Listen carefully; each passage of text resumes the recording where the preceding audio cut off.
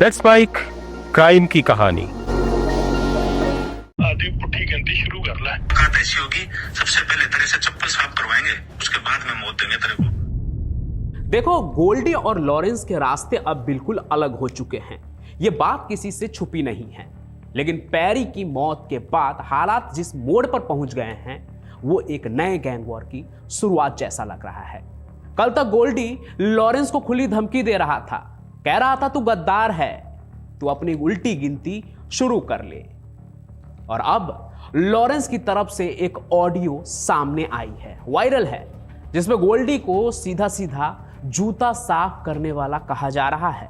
Lawrence के लोग ये तक बोल रहे हैं, गोल्डी तू था क्या, तुझे बदमाश बनाया लॉरेंस भाई ने, बिल से बाहर निकल, पहले चप्पल साफ करवाएंगे फिर देख लेंगे।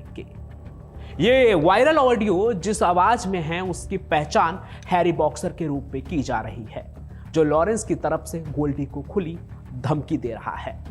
और वो क्या क्या कह रहा है गोल्डी के बारे में और किस तरह से धमकी दे रहा है, वो पहले आप खुद ही सुनिए, फिर हम आगे बात करते हैं। समर्थन सभी भाइयों को, मैं Harry boxer Lawrence Bishnoi gang से। ये जो बकरी गोल्डी बराड़ फोन पे बदमाश बन रहा है ना, इसके सामने आने की औकात तो है नहीं। ये किसी समय लॉरेंस भाई की चप्पल उठाता था, चप्पल साफ करता था किसी टाइम। ये तो तुम लोगों को पता है, पूरी दुनिया को पता है, ठीक। ये किसी समय ट्रक चलाता था और इसको यहाँ तक पहुंचाने में लॉरेंस भाई का हाथ है, और भाई ने इसको बनाया और भाई ने इसको यहाँ तक पहुंचाया। और इससे अपने भाई का बदला नहीं लिया गया था, वो भी लॉरेंस भाई ने लेके दिया है। ये बाहर भाग गया था और तेरे भाई को सिपा भाई ने हॉस्पिटल पहुंचाया था, पता है ना तुझे इस बात का, जिसके बारे में तू मीडिया में आज बकवास कर रहा है। तेरा भाई गुरलाल सारा दिन सिपा के घर होता था, उसके घर खाता था, उसकी माँ के हाथ का। और तूने भी तो लॉरेंस भाई के घर रोटी खाई है, और तू बाद में उसी थाली में थूक दिया। तेरे को बदमाश बनाने वाले भी हम ही थे, अब तेरा अंत भी हम ही करेंगे। और लड़ाई की शुरुआत तूने की थी, अब हम करेंगे। तुझे दिखाते हैं दुनिया के सामने, एक मिसाल देंगे तेरे को कि गद्दारी करने की सजा क्या होती है। और तू बिल में छुपा पड़ा, एक बार बिल से बाहर तो निकल के तो देख, फिर पता चले तुझे बाहर की दुनिया का क्या है। हम तो बाहर खुला घूमते हैं, हम तो हिम्मत है तो आओ टकराओ, फिर पता चले ना तुम्हें कि तुम्हारी क्या औकात है और हम क्या है। कहीं पे भी चले जाओ, तुम छोड़ेंगे नहीं तुम्हारे को, कि दुनिया के किसी कोने में चले जाओ, जल्दी मुलाकात होगी तुम्हारे से। और मुलाकात ऐसी होगी, सबसे पहले तेरे से चप्पल साफ करवाएंगे, उसके बाद में मौत देंगे तेरे को। चप्पल साफ करवाने से पहले मौत नहीं देंगे, बाद में देंगे तेरे को मौत। अब ये धमकी असली है या नकली, इसका जवाब जांच ही देगी। लेकिन इतना तो तय है, ये ऑडियो गोल्डी के उस पंजाबी वाले वॉइस नोट के तुरंत बाद फैला, जो उसने पैरी के कत्ल पर जारी किया था। गोल्डी ने उसमें क्या कहा है, ध्यान से सुनिए, साफ समझ आएगा। तब आपको समझ में आएगा कि हैरी बॉक्सर के तरफ से ये ऑडियो जो है वो क्यों जारी किया गया है। तो अभी आप पहले गोल्डी का वो वॉइस नोट सुनिए। हाँ जी, सत श्री अकाल जी सारे भरावां नूं। मैं गोल्डी बराड़ अज वॉइस मैसेज छड्डना तां पै रिहा। पैरी इंद्रप्रीत पैरी भरा साडा जिहदा चंडीगढ़ दे विच अज लॉरेंस ग्रुप ने इन्हां ने कतल करवाया।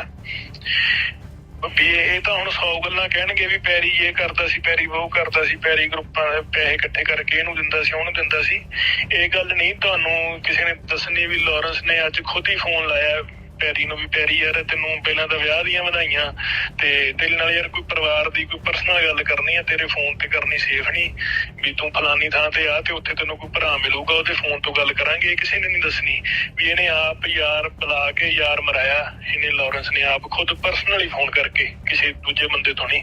इसे किसी ने नहीं दसना। इन्हां ने हुण 100 कमियां कढ देणीਆਂ पैरी च भी ਉਹ ਐਂ ਕਰਦਾ ਸੀ, ਉਦਾਂ ਕਰਦਾ ਸੀ, ਇਹਦਾ ਸਾਥ ਦਿੰਦਾ ਸੀ ਤੇ ਉਹਦਾ ਨਹੀਂ ਦਿੰਦਾ ਸੀ। ਪਰ ਇਹਨਾਂ ਨੇ ਇਹ ਨਹੀਂ ਦੱਸਣਾ ਵੀ ਕਿੰਨੀਆਂ ਅਣਗਿਣਤ ਰਾਤਾਂ ਜਦੋਂ ਕਿਸੇ ਨੇ ਵੀ ਕੋਈ ਫੋਨ ਨਹੀਂ ਚੱਕਦਾ ਸੀ, ਜਦੋਂ ਕਦੇ ਲੌਰੈਂਸ ਨੇ ਆਂਦਾ ਕੋਈ, ਠੀਕ ਹੈ, ਜਦੋਂ ਇਹਨਾਂ ਨੂੰ ਕੁੱਤੀ ਨਹੀਂ ਪੁੱਛਦੀ ਸੀ, ਕੋਈ ਆਪਦੇ ਘਰੇ ਵੜ ਕੇ ਰਾਜੀ ਨਹੀਂ ਸੀ, ਉਦੋਂ ਪੈਰੀ ਦੀ ਮਾਤਾ ਤੇ ਪੈਰੀ ਦੀ ਪਿਓ ਇਹਨੂੰ ਆਪਦੇ ਮਾਂ ਪਿਓ ਵਾਂਗੂ ਇਹਨੂੰ ਘਰੇ ਰੱਖਦੇ ਰਹੇ ਆ, ਇਹਨੂੰ ਘਰੇ ਰੋਟੀਆਂ ਬਣਾ ਖਵਾਉਂਦੇ ਰਹੇ ਆ। ਇਹਦੀ ਮਾਂ ਨੇ ਨਹੀਂ ਕਦੇ ਇਹਨੂੰ ਅਬੋਰੋਂ ਰੋਟੀ ਪਕਾ ਕੇ ਭੇਜੀ ਹੋਣੀ। ਪੈਰੀ ਦੀ ਮਾਤਾ ਵਿਚਾਰੀ ਇਹਨੂੰ ਰੋਟੀਆਂ ਪਕਾ ਤਰੀਕਾਂ ਦੇ ਫੜਾ ਕੇ ਆਉਂਦੀ ਰਹੀ ਵੀ ਮੇਰੇ ਪੁੱਤ ਦੇ ਦੋਸਤ ਨੇ, ਆਪਦੇ ਪੁੱਤਾਂ ਨੂੰ ਸਮਝਿਆ। ਅੱਜ ਇਹਨੇ ਉਸੇ ਮਾਂ ਦਾ ਪੁੱਤ ਮਾਰਤਾ। ਇਹਨਾਂ ਗੱਲਾਂ ਤੋਂ ਹੀ ਲੋਕ ਆਪਦੇ ਘਰੋਂ, ਆਪਦੇ ਘਰੇ ਬਾਹਰ ਦੇ ਬਗਾਨੇ ਬੰਦੇ ਕੋਈ ਵਾੜ ਨੂੰ ਡਰਦੇ ਆ। ਲੋਕ ਸੱਚੇ ਹੋ ਗਏ ਅੱਜ, ਤੇ ਯਾਰੀ ਝੂਠੀ ਪੈ ਗਈ ਜਿਹੜੀ ਅੱਜ ਲਾਰੈਂਸ ਨੇ ਹਰਕਤ ਕੀਤੀ ਆ। ਯਾਰੀ ਤਾਂ ਛੱਡੋ, ਯਾਰੀ ਦੇ ਨਾਂ ਤੇ ਤਾਂ ਇਹ ਕਲੰਕ ਹੈ ਹੀ ਹੈ। ਲਾਰੈਂਸ ਅੱਜ ਦੁਸ਼ਮਣੀ ਦੇ ਨਾਮ ਤੇ ਵੀ ਕਲੰਕ ਹੋ ਗਿਆ। ਤੂੰ ਆਪਣੀ ਦੁਸ਼ਮਣੀ ਦੇ ਵਿੱਚ ਇਹਨੂੰ ਵਿਚਾਰੇ ਗਊ ਬੰਦੇ ਨੂੰ, ਜਿਹੜਾ ਹਜੇ ਤੱਕ ਪੈਰੀਆਂ ਨੇ ਦੇ ਥਰੂ, ਇਹਨਾਂ ਥਰੂ ਤੇ ਤੂੰ ਸੁਨੇਹ ਲਵਾਉਂਦਾ ਸੀ ਸਾਨੂੰ ਵੀ ਰਾਜੀਨਾਮਾ ਕਰਵਾ ਦਿਓ ਮੇਰਾ, ਠੀਕ ਹੈ। ਇਹਨਾਂ ਨੇ ਕਦੋਂ ਇਹਨਾਂ ਨੇ ਤੇਰੀ ਖਿਲਾਫਤ ਕਰਤੀ ਜਾਂ ਸਾਡੀ ਕਦੇ ਮਦਦ ਕਰਤੀ? ਚੱਲ ਜੇ ਕਦੇ ਤੇਰੇ ਨਾਲ ਕਦੇ ਹੈਲਵਾਈ ਹੋ ਗਈ ਹੋਵੇ ਜਾਂ ਕਦੇ ਸਾਡੇ ਨਾਲ ਵੀ ਹੋ ਗਈ ਹੋਵੇ, ਪੁਰਾਣੇ ਯਾਰ ਸੀ ਯਾਰ, ਹੋ ਜਾਂਦੀ ਸੀ। ਇਹੋ ਜਿਹੀ ਕੀ ਇਹਨੇ ਤੇਰਾ ਕੀ ਨੁਕਸਾਨ ਕਰਤਾ? ਕੋਈ ਜ਼ਿੰਦਗੀ 'ਚ ਕਦੇ ਤੂੰ ਸਾਬਤ ਕਰ ਦੇ ਨਾ ਪੈਰੀ ਨੇ ਤੇਰਾ ਕਦੇ ਵੀ ਨੁਕਸਾਨ ਕੀਤਾ ਜਾਂ ਤੇਰੇ ਬਾਰੇ ਕਦੇ ਮਾੜਾ ਵੀ ਬੋਲਿਆ ਤੇ ਮੈਂ ਦੇਣਦਾਰ ਆ ਤੈਨੂੰ। ਜਿਵੇਂ ਸਾਨੂੰ ਭਰਾ ਮੰਨਦਾ ਸੀ ਉਵੇਂ ਹੀ ਤੈਨੂੰ ਮੰਨਦਾ ਸੀ, ਤੇ ਅੱਜ ਤੂੰ ਯਾਰ ਮਾਰ ਕੀਤੀ, ਭਰਾ ਮਾਰ ਕੀਤੀ ਆ। ਅੱਜ ਤੇਰਾ ਖੂਨ ਪਾਣੀ ਹੋ ਗਿਆ ਲਾਰੈਂਸ। ਤੈਨੂੰ ਕੋਈ ਦੁਨੀਆ ਦੀ ਕੋਈ ਵੀ ਸ਼ਕਤੀ ਹੁਣ ਬਚਾ ਨਹੀਂ ਸਕਦੀ। ਤੂੰ ਬਜਰੰਗ ਬਲੀ ਦੀਆਂ ਤਾਂ ਝੂਠੀਆਂ ਸੌਹਾਂ ਖਾਂਦਾ ਹੀ ਖਾਂਦਾ ਸੀ। ਅੱਜ ਯਾਰ ਵੀ ਜਿਹੜਾ ਤੂੰ ਮਾਰਤਾ ਨਾ, ਜਿਹਦੇ ਘਰ ਦੀ ਰੋਟੀ ਖਾਧੀ ਹੈ, ਤੇਰਾ ਅੰਤ ਸ਼ੁਰੂ ਹੈ। ਆਦੀ पुट्ठी गिनती शुरू कर ले। तो आप देख रहे हैं दोनों गैंगस्टर अब सीधी भिड़ंत पर उतर चुके हैं। मामला वर्सेज वाला हो गया है। माहौल पूरी तरह से गैंग वॉर का बन चुका है और इसकी आग सिर्फ दिल्ली पंजाब तक नहीं, कनाडा और दुबई तक जाएगी, क्योंकि जिस कत्ल ने यह लड़ाई शुरू करवाई यानी पैरी की हत्या, वो दुबई में हुए एक और बड़े कत्ल से सीधे सीधे जुड़ी हुई है। वो पूरा मामला क्या है, चलिए आगे समझते हैं पैरी के कत्ल की कहानी से, जिसे लॉरेंस बिश्नोई गैंग ने शुरू किया है।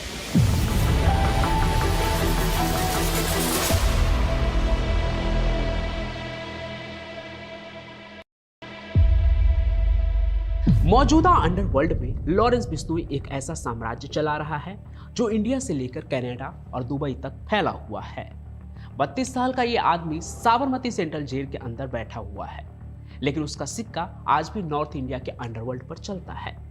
ये सिर्फ एक गैंगस्टर नहीं है, ये एक डिजिटल डिक्टेटर है। उसका हुक्म आज भी इनक्रिप्टेड एप्स, स्काई ECC और सोशल मीडिया के फैसलानुमा पोस्ट के जरिए हजारों किलोमीटर दूर बैठे अपने गुर्गों तक पहुंचता है। बिश्नोई की ताकत सिर्फ गोलियों में नहीं है, उसकी ताकत उसके आइडियोलॉजी में है, उसके कम्युनिटी प्राइड में है, और सबसे जरूरी उसके बदले की आग में जो कभी बुझती नहीं। और जब बात धोखे की आती है, जब कोई गद्दार बनता है, तो फिर सजा सिर्फ मौत होती है। और यहीं से कहानी शुरू होती है चंडीगढ़ में, ली कॉर्ब्यूजर के बनाए हुए उस सपने के शहर में, जहां सब कुछ ज्योमेट्रिकली परफेक्ट था। सेक्टर 26 का शहर, वो कमर्शियल हब, जहां टिम्बर मार्केट की चहल पहल है, जहां क्लब कल्चर है, जहां हर कोई यही सोचता है कि वो पंजाब हरियाणा के क्राइम से दूर एक सुरक्षित बबल में जी रहे हैं। मगर वो सो कॉल्ड बबल दिसंबर 2025 की रात को फूट गया। करीब 5:45 का वक्त था। इंद्रप्रीत सिंह अलियास पैरी अपनी किया सेल्टोस SUV में सवार थे। वो सेक्टर 26 के काला घोड़ा क्लब से निकले थे, अपनी मंजिल की तरफ बढ़ रहे थे। पैरी अपनी जिंदगी के उस अजीब डुअलिटी में जी रहे थे। कुछ ही हफ्ते पहले अंबाला में उनकी शादी हुई थी, एक नई नॉर्मल जिंदगी का मुखौटा, जिसके नीचे 12 से ज्यादा FIR का बोझ था। उनकी कार के अंदर शायद एक पैसेंजर भी बैठा था, एक ऐसा शख्स जिस पर पैरी ने भरोसा किया था। और फिर वो आवाज आई, क्रैक क्रैक क्रैक, यानी कि गोलियों की आवाज। अचानक पैरी की किया सेल्टोस के शीशे टूटने लगे। किसी ने पॉइंट ब्लैंक रेंज से बिल्कुल करीब से .30 बोर की गोलियां चला दी थी। यह हमला इतना सटीक था, इतना निर्मम था, इतना डेंजरस था कि पैरी को समझने का भी मौका नहीं मिला। लेकिन कहानी यहीं खत्म नहीं हुई, ये सिर्फ शुरुआत थी। पैरी को अंदर से 5 गोलियां लगी, चेस्ट और एब्डोमेन में। और जैसे ही शूटर्स ने अपना काम किया, बाहर घात लगाकर बैठी एक सफेद हुंडई क्रेटा सामने आ गई। उस क्रेटा पर फर्जी हरियाणा नंबर प्लेट लगी थी और उसमें 3-4 किलर सवार थे। जैसे कोई शिकारी अपने जख्मी शिकार को फिनिशिंग ब्लो देता है। क्रेटा के इंटरपोलर्स ने पैरी की SUV पर 6 गोलियां दाग दी। कुल 11 शॉट 8 खाली कारतूस वहीं सेक्टर 26 की सड़क पर बिखर पड़े थे। सोचिए उस वक्त क्या मंजर रहा होगा। चारों तरफ भागम भाग, लोगों की चीखें और बीच सड़क पर लहूलुहान पेरी अपनी सेल्टोस को किसी भी तरह भगाने की कोशिश कर रहे थे। जख्मी हालात में भी पेरी ने एक आखिरी कोशिश की। वो करीब 2 किलोमीटर तक गाड़ी दोहराते रहे। पीजीआई हॉस्पिटल के ट्रॉमा बे तक पहुंचने की कोशिश में डेस्परेट कोशिश कर रहे थे, लेकिन जैसे ही वो पीजीआई के गेट पर पहुंचे, उनका शरीर जवाब दे गया। डॉक्टर ने उन्हें डेड ऑन अराइवल डिक्लेयर कर दिया। एक जिंदगी जो कुछ हफ्तों पहले ही शादी के बंधन में बंधी थी, आज एक गैंग वॉर की भेंट चढ़ चुकी थी। लेकिन आखिर पेरी के साथ ऐसा हुआ क्यों? इसके लिए अब हमें पेरी के उस सफर को समझना होगा जिसने उन्हें इस अंत तक पहुंचाया। इंद्रप्रीत सिंह पेरी चंडीगढ़ सेक्टर 33 का रहने वाला था। उनका पारिवारिक बैकग्राउंड उनके कैरेक्टर के अकॉर्डिंग आयरॉनिकल है। वो इसलिए क्योंकि उनके पिता सतिंदर पाल पंजाब पुलिस में इंस्पेक्टर के पद से रिटायर्ड हुए थे और उनके बड़े भाई आज भी असिस्टेंट सब इंस्पेक्टर यानी कि एसआई के तौर पर अपनी सर्विस से दे रहे हैं। कानून के रखवालों के घर में पैदा हुआ एक बेटा कानून तोड़ने वालों का हिस्सा बन गया। ये पैराडॉक्स ही नॉर्थ इंडिया अंडरवर्ल्ड की सबसे बड़ी डिजास्टर है। जहां कोई रखवाला होता है तो कोई कानून को तार तार करने वाला। पेरी का क्राइम की दुनिया में पहला दंगल शुरू हुआ 2011 में डीएवी कॉलेज सेक्टर 10 चंडीगढ़ में। स्टूडेंट पॉलिटिक्स ये वो नर्सरी है जहां से पंजाब के बड़े बड़े गैंगस्टर निकलते हैं। यही पेरी की दोस्ती लॉरेंस बिश्नोई से हुई। दोनों सोपू यानी कि student organisation of Punjab university के लिए मसल का काम करते थे और पेरी इसी पार्टी में ऑल कॉलेज चेयरमैन था। 28 जून 2011 को उनकी दोस्ती ने एक खतरनाक मोड़ लिया, यानी कि पेरी और लॉरेंस की दोस्ती ने। सेक्टर 40 में एक रेसिडेंस पर हमला हुआ। बिश्नोई, पेरी और उनके साथी पिस्टल और तलवार लहराते हुए एक घर में घुस गए। लोग बुरी तरह जख्मी हुए। इस एक घटना ने पेरी को सिंडिकेट में एंट्री दिलाती थी। स्टूडेंट ब्रेवेडो अब आर्म एक्ट और अटेम्प्ट टू मर्डर में बदल चुका था। अगले 10 सालों में पेरी का क्रिमिनल पोर्टफोलियो 12 से ज्यादा एफआईआर तक पहुंच गया। चंडीगढ़, पंजाब, हरियाणा उसका नाम एक्सटॉर्शन, आर्म्स वायलेशन, कॉन्स्पिरेसी और होमिसाइड के मामलों में लिया जाने लगा। 2017 में पेरी को लवी देवरा हत्याकांड में भी पकड़ा गया था। देवरा विक्की गोंडर गैंग का आदमी था। इसके बाद पेरी की पहचान अब सिर्फ एक स्टूडेंट लीडर की नहीं बल्कि एक शार्प शूटर और सिंडिकेट ऑपरेटिव की बन चुकी थी। 2022 में फिर वो चंडीगढ़ में अपने सेक्टर 33 वाले अड्डे पर पकड़ा गया। होटेलियर और क्लब ऑनर से एक्सटॉर्शन के लिए कॉल्स वाले मामले में उसके पास से Glock pistol, US made rifle और 10 कार्टिलेज बरामद हुए थे। फिर भी उसे जमानत मिल गई। एक तरह से देखें तो इंडियन जुडिशियरी की ये धीमी चाल थी और कुछ लूप होल्स जो इन गैंगस्टरों के लिए एक तरह से आप देखें तो वरदान साबित हो रहा था। हालांकि इन तमाम चीजों के बावजूद अक्टूबर 2025 में अंबाला में उसकी शादी हुई। पेरी की उस शादी में पॉलिटिकोज और कई इंडस्ट्रियलिस्ट ने भी शिरकत की। पेरी शायद अपनी जिंदगी में नॉर्मलेसी की उस परत को मजबूत करना चाहता था। शायद उसे अब एक नई जिंदगी की उम्मीद थी जहां सब कुछ नॉर्मल हो। मगर सिंडिकेट की दुनिया में एक बार घुसने के बाद एग्जिट डोर नहीं मिलता है। यह सिर्फ फिल्म की बात नहीं है बल्कि असल जिंदगी के अंडरवर्ल्ड में भी ऐसा ही होता है। पेरी की मौत का असली ट्रिगर लॉरेंस बिश्नोई और गोल्डी बरार के बीच 2023 के बाद आई दरार थी। कभी ये दोनों जिगरी दोस्त थे, लॉरेंस और गोल्डी बरार। सिद्धू मूसेवाला हत्याकांड में दोनों की साजिश थी। बरार ने तो बीबीसी को खुद कहा था, या तो वो रहेगा या फिर हम, यानी कि सिद्धू या फिर लॉरेंस और गोल्डी। मगर टर्फ वार और पैसे की भूख ने इस दोस्ती को तोड़ दिया।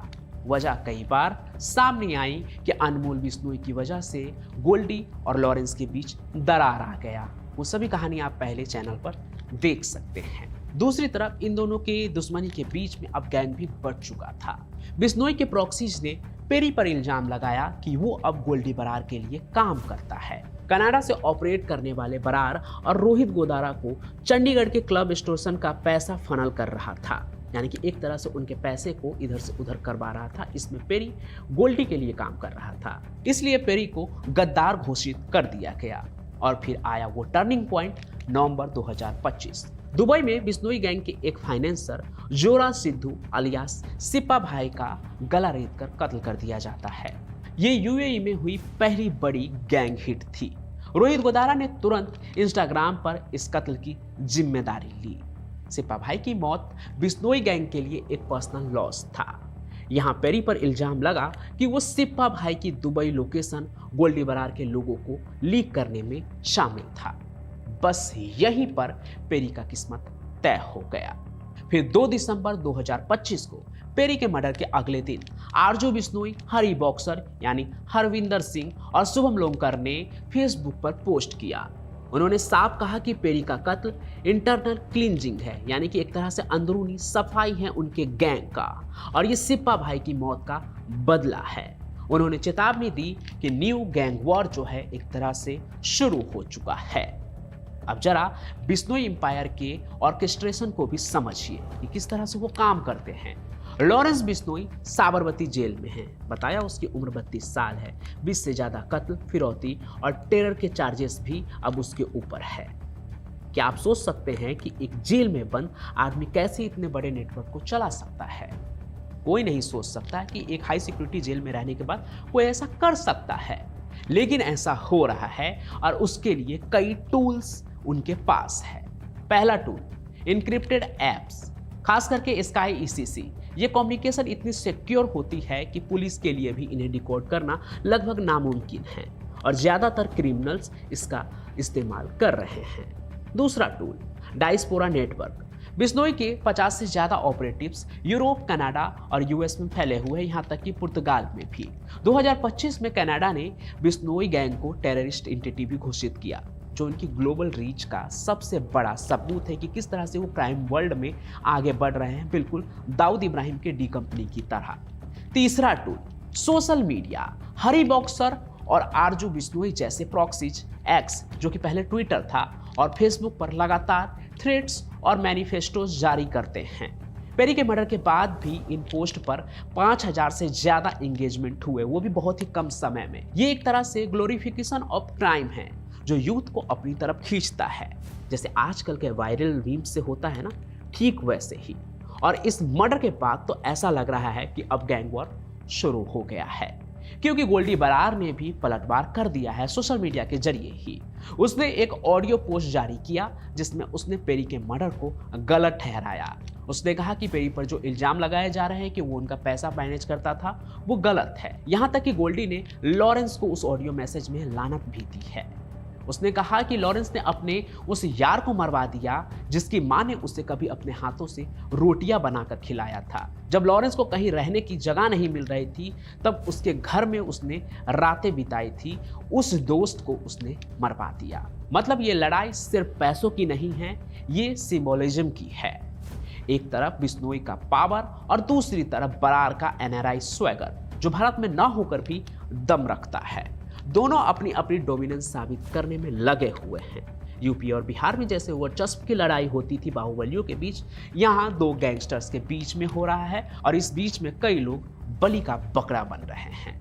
पेरी का कत्ल एक आईना है जिसने हमें दिखाया है कि लॉरेंस बिश्नोई सिंडिकेट आज किस मोड़ पर खड़ा है। बेट्रेयल, डिजिटल कमांड और रिवेंज की एक एंडलेस साइकिल, जहां आज उन्होंने मारा, कल फिर वो मारेंगे, क्योंकि बदले का कोई अंत नहीं होता है। दोस्तों, आज की कहानी में बस इतना ही। आप जो भी सोचते हैं वो कमेंट में जरूर लिखें। साथ ही ये भी कि आपका नाम क्या है और आप ये कहानी कहां से देख रहे हैं। मैं पंचम प्रकाश फिर से मिलूंगा, तब तक के लिए stay alert and stay safe. जय हिंद, जय भारत।